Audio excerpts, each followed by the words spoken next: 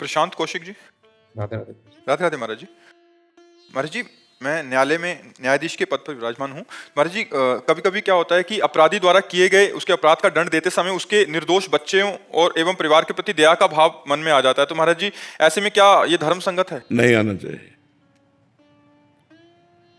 उसने अपराध करते समय ये विचार किया था क्या कि मेरे बच्चे हैं, मेरी पत्नी है, मेरा परिवार है? जब उसने विचार नहीं किया तो आपको उसको दंड देने में विचार करने की आवश्यकता नहीं है। अपराधी की अपराध प्रवृत्ति का मार्जन दंड से ही होता है, और आप दंड विधान करने के लिए जब बैठे हैं तो आपको इतना दया नहीं देखनी, दया नहीं करनी। देखो, सर्वलोक महेश्वर भगवान है ना, परम दयामय है ना, लेकिन जिसका जो कर्म होता है उसका दंड देते हैं कि नहीं देते?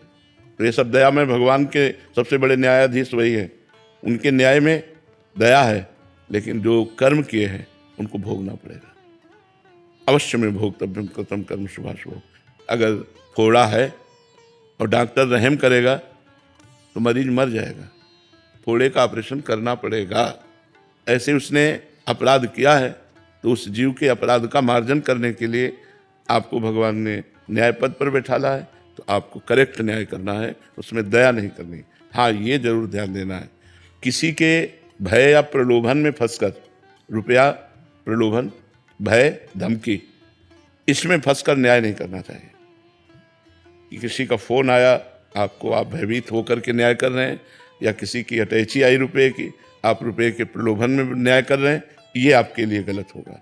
आपको भय और प्रलोभन से रहित होकर के धर्मपूर्वक, जो वकीलों का आपके सामने दोष दिखाया जाता है कि ये दोष है, प्रमाण दिए जाते हैं, उन प्रमाणों के अनुसार उस अपराधी को दंड देना आपके लिए न्याय युक्त है, और वो आप में कोई दोष पैदा नहीं कर पाएगा। लेकिन भय और प्रलोभन से युक्त होकर अपराधी को मुक्त कर देना और निरपराध को दंड देना, तो फिर सबसे बड़ा न्यायाधीश जो भगवान है वो फिर आपके ऊपर न्याय शुरू कर देगा।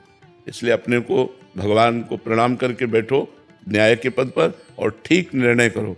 जो साक्षी उपस्थित किए गए हैं उन साक्षियों के द्वारा ही आप ठीक निर्णय करो। अगर साक्ष्य गलत है, वो सामने वाला निर्दोष है और आपको साक्ष्य उसके दोषी के मिल रहे हैं, तो उसके वकील दोषी होंगे, न कि आप दोषी होंगे। और आपको अगर तनिक भी शंका हो जाए तो उसे और तारीखें देनी चाहिए, और समय देना चाहिए, जांच करके ही दंड देना चाहिए। ये दया होगी, ये दया होगी।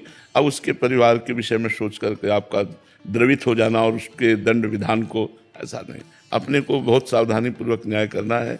अगर निर्दोष बच जाए और दोषी को दंड मिले तो आपकी पूजा बन जाएगी, ये आपकी भगवान की आराधना बन जाएगी।